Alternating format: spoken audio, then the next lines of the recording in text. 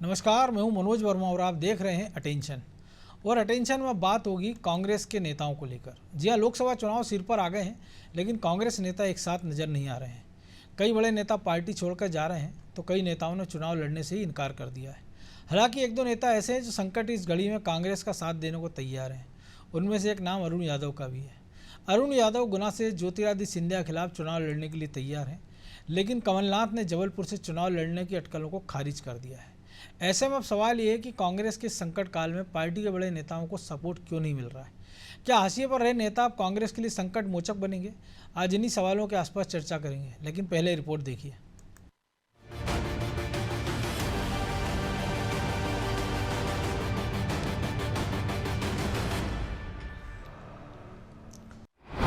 कांग्रेस में संकट काल, कैसे सुधरेगा हाल। कांग्रेस इस वक्त संकट से गुजर रही है, लिहाजा पार्टी भी दो गुट में बटी दिख रही है। एक वो है जो कई दशक तक मलाई खाते रहे और अब जब कांग्रेस का साथ देने की बारी आई तो पार्टी छोड़कर भाग रहे हैं। तो दूसरा गुट वो है जो हाशिए पर था, लेकिन अब संकट के समय वो नेता पार्टी के संकट मोचक बनने को तैयार है। दरअसल अरुण यादव गुना जाकर ज्योतिरादित्य सिंधिया के खिलाफ लोकसभा चुनाव लड़ने को तैयार हो गए हैं। यादव ने अपनी मंशा से आला कमान को भी अवगत करा दिया है। वहीं कमलनाथ ने जबलपुर से चुनाव लड़ने के लिए इनकार कर दिया है। उन्होंने साफ कह दिया है कि वो छिंदवाड़ा छोड़कर कहीं नहीं जा रहे। जबलपुर से चुनाव लड़ने का प्लान है? ऐसा कोई प्लान नहीं है। मैं छिंदवाड़ा किसी हालत में नहीं छोड़ूंगा। छिंदवाड़ा से कमलनाथ के बेटे नकुलनाथ खुद को पहले ही उम्मीदवार घोषित कर चुके हैं। हालांकि कांग्रेस की वर्तमान स्थिति पर बीजेपी चुटकी ले रही है।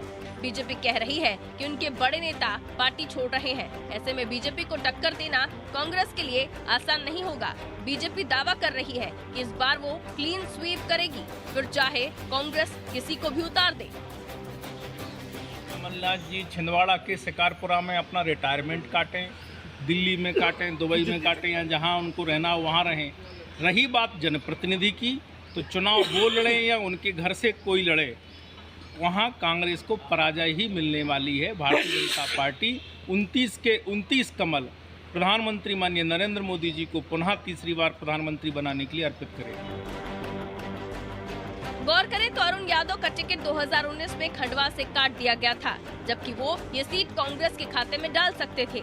लेकिन अब कांग्रेस पर संकट है, तो उसके बड़े नेता ही चुनाव लड़ने से पीछे हट रहे हैं। फिर चाहे बात कमलनाथ की करें या फिर दिग्विजय सिंह की या लक्ष्मण सिंह की।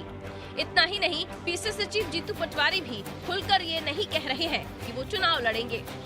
आलाकमान के फैसले को वो अंतिम बता रहे हैं। ऐसे में सवाल तो उठेंगे ही कि क्या जो नेता हाशिए पर थे, अब कांग्रेस उनके ही सहारे आगे बढ़ेगी, और जिन नेताओं को मान सम्मान पार्टी ने दिया, वो मुसीबत के वक्त पार्टी को पीठ क्यों दिखा रहे हैं। ब्यूरो रिपोर्ट, अनादिति।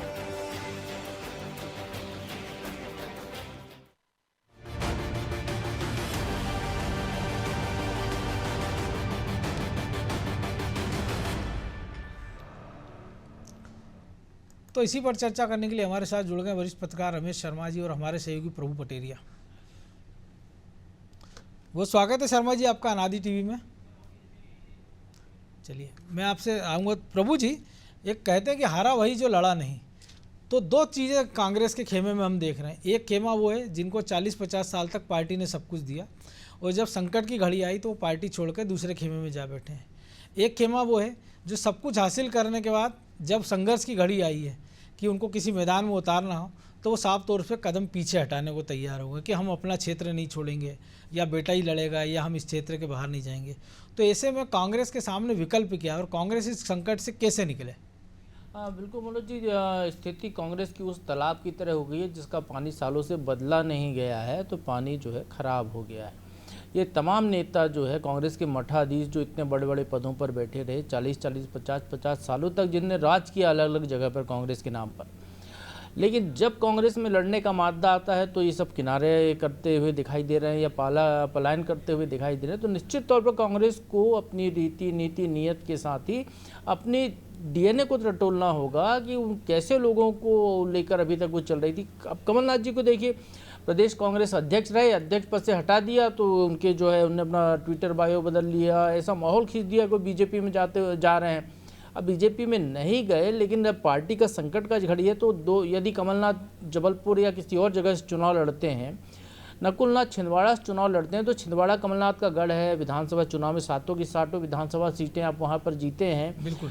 तो आप आसानी से मान लें कि छिंदवाड़ा निकाल सकते हैं नकुलनाथ। तो कमलनाथ इतना बड़ा चेहरा है तो एक सीट और दूसरी जिताने के लिए वो क्यों नहीं लड़ाई करने आए, बगल क्यों के बालाघाट पीछे चले जाए? हाँ, वो कह रहे हैं मैं छिंदवाड़ा नहीं छोड़ूंगा। आप बेटे को भी लोकसभा चुनाव लड़ाएंगे, आप छिंदवाड़ा में बैठे रहेंगे, क्या करेंगे आप छिंदवाड़ा में रह के?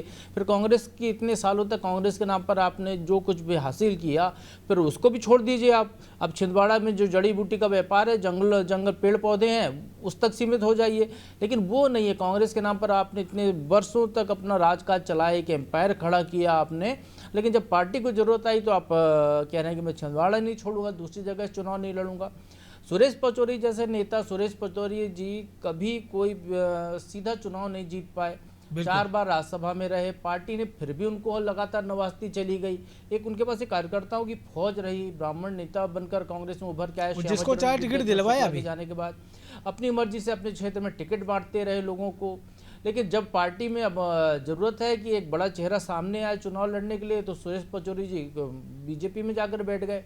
तो निश्चित तौर पर कांग्रेस के साथ ये जो है एक तरह का ठहराव जो हो गया है, बदलाव आपने नहीं किया, समय के साथ पीढ़ी परिवर्तन नहीं किया, जो बीजेपी बहुत अच्छे समझती है। आप याद कीजिए 2003 के पहले तक सुंदरलाल पटवा, कैलाश जोशी, कैलाश सारंग इनकी तरह चलती थी मध्य प्रदेश भाजपा में, बिल्कुल। लेकिन अब लगातार चुनाव हारते हुए रहे, सरकार बनी, सरकार लंबी नहीं चला पाए। बीजेपी ने उमा भारती जैसे नेता को सामने लाई, शिवराज सिंह चौहान को दिग्विजय सिंह के खिलाफ विधानसभा चुनाव लड़ाया, हालांकि वो चुनाव हार गए थे, लेकिन एक माहौल बनाया, एक नए नेताओं की एक फौज खड़ी की प्रदेश में, और 20 साल तक राज किया यहाँ पर। खंडेलवाल, कैलाश जोशी राजगढ़ गए चुनाव लड़ने दिग्विजय सिंह के खिलाफ। उसके बाद अब जो है जब 20 साल आप हो गए आपको, तो फिर पीढ़ी परिवर्तन कर दिया आपने। देखिए शिवराज सिंह चौहान के नेतृत्व में चुनाव हुआ, सरकार बनी, 163 सीटें आप जीते, लेकिन पार्टी ने पीढ़ी परिवर्तन कर दिया। बिल्कुल। आपने एक नई पीढ़ी के नेताओं को संगठन में भी लेकर आए, सरकार में भी लेकर आए, अनुभव को भी तरजीह दी आपने, लेकिन अनुभव के हाथ में पूरी कमान नहीं सौंपी। नया परिवर्तन किया तो नए कार्यकर्ता आएंगे, जोश रहेगा, पूरी एक आप ये सरकारी नौकरी जैसा है कि ऊपर के पद पर एक आदमी प्रमोट होता है तो नीचे तक के प्रमोशन के रास्ते खुलते हैं। तो निश्चित तौर पर ये उसी तरीके का है मामला। एक आदमी को आप रिटायर कीजिए या दूसरी जगह शिफ्ट कीजिए तो नीचे तक की पूरी चेन आपकी आगे बढ़ती है, जो कांग्रेस ने नहीं किया। उसका खामियाजा कांग्रेस को भुगतना पड़ा। जबरदस्ती चुनाव लड़ाना चाहिए नेताओं को जो पाला बदलने की या पलायन करने की सोच रहे हैं। कांग्रेस को यदि वाकई में संघर्ष करना है, या ये लोकसभा चुनाव के बाद फिर 5 साल बाद मौका आएगा उनके पास मध्य प्रदेश में कोई ताकत दिखाने का, तो ताकत अभी भी दिखाइए, ऊर्जा जो है उसको लगाइए, बड़े नेता को सामने रखिए, पीछे पूरी फौज लगा दीजिए आपके युवाओं की। कुछ ना कुछ तो फायदा होगा कांग्रेस को यदि ऐसा करेंगे तो।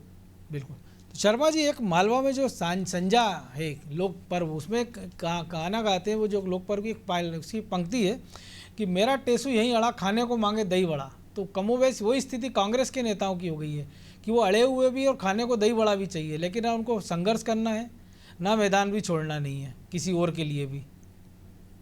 देखिए ये बात बिल्कुल सही है। जब भी कभी नेतृत्व कमजोर होता है तो छत्रप ताकतवर।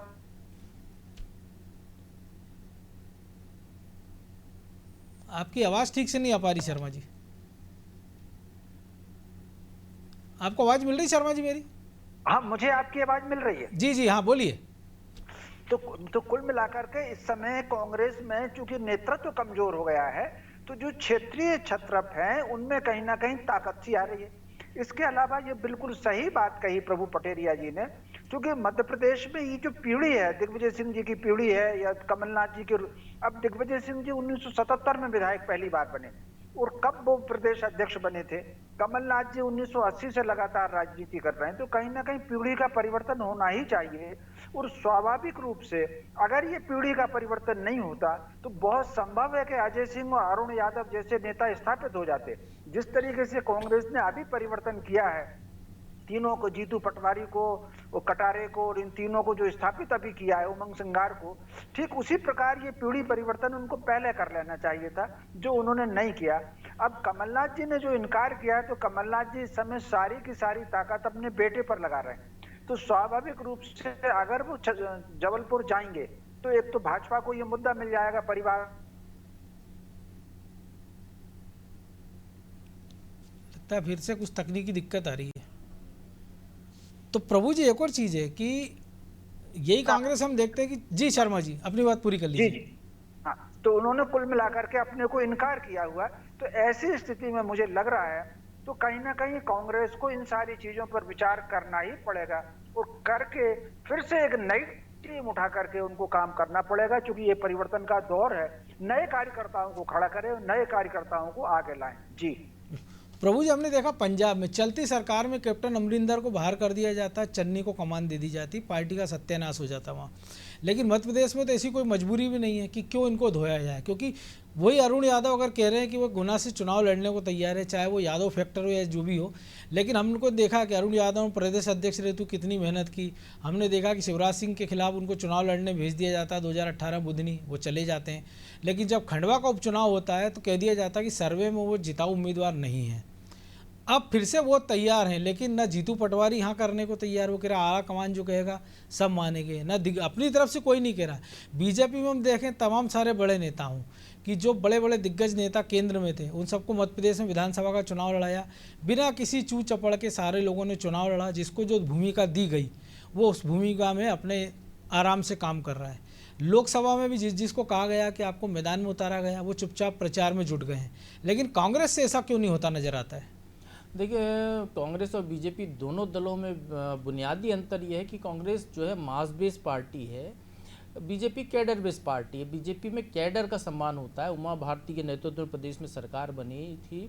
उमा भारती ने जब इस्तीफा दिया और दोबारा जब उनके मुख्यमंत्री बनने की इच्छा हुई, तो आप देखिए कि जो उमा भारती के बंगले पर जो 100 से ज़्यादा विधायक मौजूद थे, आधे घंटे बाद जब वो प्रदेश कार्यालय पहुंचे विधायक दल की बैठक में, तो उमा भारती के साथ निकलने वालों की संख्या 6-7 ही रह गई। बिल्कुल। तो वो कैडर का सम्मान करते हैं, अपने नेतृत्व की बात को मानते हैं, क्योंकि उनको वही सिखाया गया, वैसे ही तैयार किया गया। बीजेपी में कोई छत्रपवाद नहीं चलता है। आप कितने भी बड़े नेता हों, आप अपने फॉलोअर को टिकट नहीं दिला सकते। अपवाद और स्वरूप ज्योतिरादित्य सिंधिया को हम थोड़ा सा देख सकते हैं, क्योंकि नए नए आए हैं, परिस्थितियां दूसरी थी जी। लेकिन इसके अलावा कहीं कोई भी व्यक्ति ये दावा नहीं कर सकता कि वो अपने किसी करीबी को टिकट दिला लेगा या अपना खुद का टिकट वो पक्का कर लेगा या परिवार में किसी को दिला देगा, परिवार में दिला लेगा। तो ये बीजेपी इस तरीके से, कांग्रेस में चूंकि जैसा रमेश शर्मा जी ने कहा, कांग्रेस का केंद्रीय नेतृत्व ही कमजोर है, क्योंकि वो परिवारवाद की उससे आए, नीचे से तैयार होकर नहीं आए। महात्मा गांधी जब साउथ अफ्रीका से भारत आए थे, तो महात्मा गांधी को जब कहा गया कि आप आइए आज़ादी के आंदोलन में भूमिका निभाइए, तो महात्मा गांधी ने ये कहा कि मैं पहले पूरे देश को देखना चाहूँगा। गांधी जी ने एक लंगोटी डाली, तो रेल के 3rd क्लास के डब्बे में बैठकर पूरे देश को नापा, उनने लोगों को समझा, अलग अलग क्षेत्र की समस्याएं देखी, लोगों से मिले, रूबरू हुए, उनके जैसे कपड़े पहने, उनके जैसा खान पान किया, उनके साथ ज़मीन पर बैठे। तो महात्मा गांधी ने देश को देखा, उसके बाद उन्होंने देश की लड़ाई लड़ी, जिसके लिए हम आज महात्मा गांधी का पूरा देश राष्ट्रपिता के नाम पर उनको याद करता है। राहुल गांधी ने यात्रा निकाली, पहली यात्रा निकाली, आप ये देखिए किनसे मिले, वो चुनिंदा लोगों से जिनसे मिलवाया गया। मीडिया से भी वो बात नहीं कर रहे हैं, उस मीडिया से बात की जिस मीडिया से उनको पहले से तय था कि इनसे ही बात करनी है, जो मुख्य धारा का मीडिया नहीं है, उनकी बात ही वो जो सही आ ना पाए सामने। दूसरी यात्रा में भी किनसे मिल रहे हैं, वो जिनसे खास लोगों से मिलवाया जा रहा है। राहुल गांधी यदि जाते हैं मोटरसाइकिल मैकेनिक पे, तो पेचकस लेके वो फोटो खिंचाते हैं, कभी वो कुछ खाना बनाते हुए दिखते हैं, ये ट्रक ड्राइवरों के साथ बैठते हैं। लेकिन ये वो उससे वो संदेश नहीं जा रहा, ये उनको प्रतीकात्मक तौर पर स्थापित करने की कोशिश की जा रही है। लेकिन स्थापित वो वैसे नहीं हो रहा है कि उनको उन लोगों की समस्या ही नहीं पता, क्योंकि वो जो मूल आदमी से तो मिल नहीं रहे हैं जिसकी वास्तविक समस्या है। बिल्कुल। तो उस तरीके से उनको जो है एक कांग्रेस का ये जो कॉकस कहें, चौकड़ी कहें, जो भी कांग्रेस का नेतृत्व के आसपास रहती है, वो नेतृत्व को आम आदमी से घुलने मिलने या आम कार्यकर्ता से मिलने या क्षेत्रों जो राज्यों के नेतृत्व है उससे उस तरीके का संपर्क नहीं होने देती कि उसको हकीकत पता चले। और उस चक्कर में उनके ये माहौल बनाया जाता है कि वो हमेशा उनको जो राज्यों के छत्र पे यदि मजबूत हो गए तो आला कमान को चुनौती देंगे। आप ये देखिए, पिछले बार 2018 में 3 जगह पे कांग्रेस की सरकार बनी राज्यों में, उनने जो युवाओं को आगे करके चुनाव लड़ा, और जब मुख्यमंत्री बनाने की बात आई तो बुजुर्गों को मुख्यमंत्री बना दिया। नुकसान आखिर कांग्रेस को ही हुआ उसका।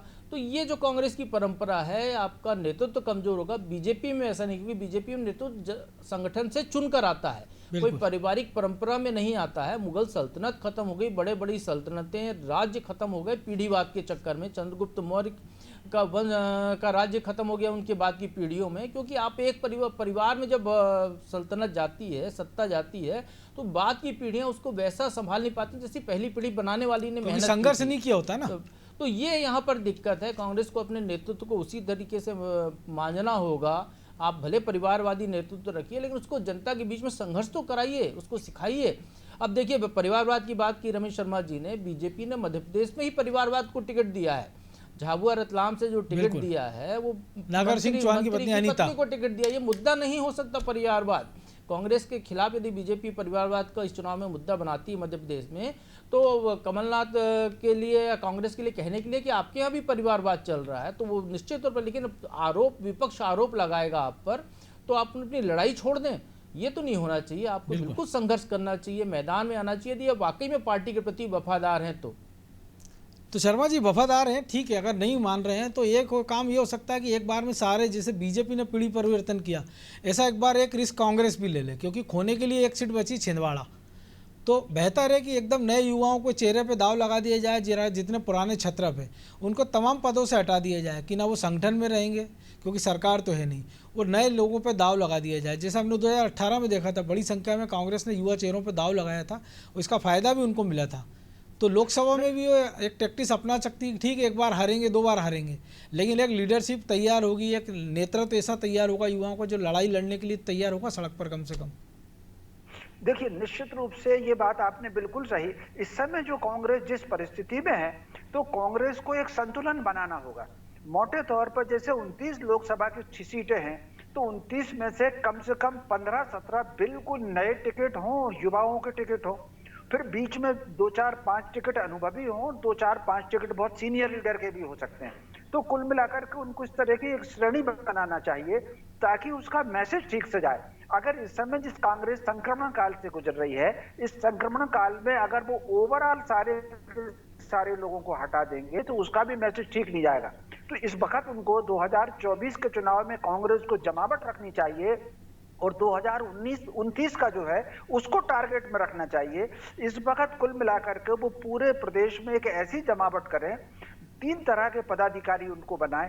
ठीक है कि उम्मीदवार 29 बनेंगे, लेकिन उम्मीदवार 29 बनने के साथ साथ जिलाध्यक्ष 50-52 हो सकते हैं, मंडल अध्यक्ष हो सकते हैं। वो जो पूरी की पूरी टीम आप अगर देखेंगे तो भारतीय जनता पार्टी ने जो 2002 के बाद से जो परिवर्तन किया है पूरे देश में, संगठन के स्तर पर भी और सरकार के स्तर पर भी, ठीक है कि जहां वो अगर नहीं थे सरकार में, तो वहां विधायिका में जो उन्होंने सांसद के टिकट दिए हैं, विधायकों को टिकट दिए हैं, तो कहीं ना कहीं एक रणनीति दूसरे की रणनीति को लोग अपना करके बनाते हैं। जैसे भाजपा ने कांग्रेस की रणनीति अपनाई है।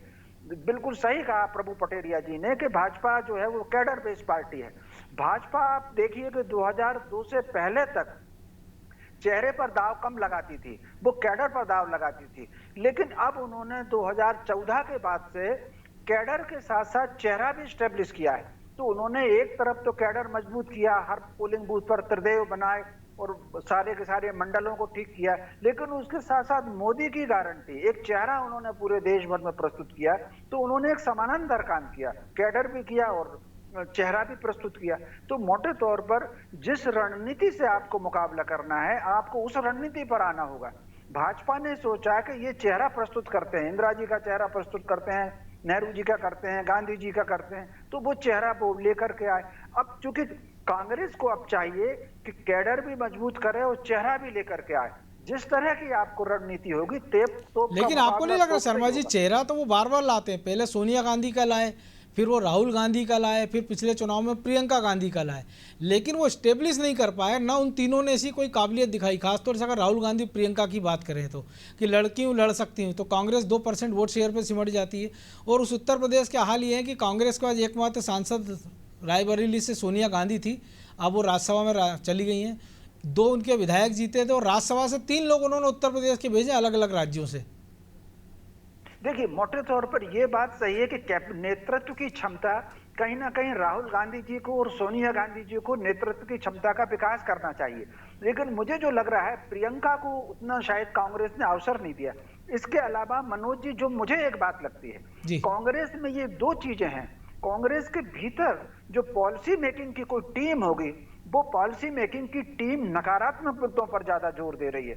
हमेशा आप देख लीजिए पूरे 75 साल की 77 साल की राजनीति को, नकारात्मक मुद्दों के साथ आपको एक आध सकारात्मक बात भी रखना पड़ेगी। तो कुल मिलाकर के जैसे विधानसभा चुनाव आप 18 का देखें तो उन्होंने तीनों राज्यों में एक सकारात्मक बात रखी, हम किसान का कर्जा माफ करेंगे तो और बेरोजगारों को हम भत्ता देंगे। तो कहीं ना कहीं लेकिन इसमें पिछले काफी दिनों से वो केवल और केवल मोदी पर पड़े हुए हैं। अब राम जी के पीछे पड़ गए, मंदिर के पीछे पड़ गए। तो कुल मिलाकर के कुछ उनके यहाँ जो पॉलिसी मेकिंग चीज है, एक मैं आपसे एक सवाल पूछना चाहता हूँ। इस परिस्थिति में जबकि पूरे देश भर में राम जी का और कहीं ना कहीं सांस्कृतिक राष्ट्रवाद का माहौल चल रहा है, वो कर्नाटक में एक ऐसा बिल ले आया कि चढ़ावे पर लगेगा, टैक्स लगेगा। तो कुल मिलाकर के कुछ चीजें उनके यहाँ जो पॉलिसी मेकिंग जो चीज है, उसमें कोई टीम में ऐसे लोग हैं जो कहीं ना कहीं जिनकी सोच के वजह से कांग्रेस को नुकसान हो रहा है। कांग्रेस को वो टीम भी बदलना है, कहीं ना कहीं उस पुरानी जो धारा थी, जो गांधी की धारा थी, जो इंदिरा जी की धारा थी, उस आधार पर लेकर के आना है। जी, तो संकट तो सबसे बड़ा यही है ना कि ना तो नई सोच है, ना ही नई दिशा है, और ना ही ये है नया विजन है कि करना क्या है, और इसीलिए कांग्रेस शायद एक चौराहे पे खड़ी नजर आ रही है। बहरहाल अब समय इतना ही था, बहुत धन्यवाद शर्मा जी।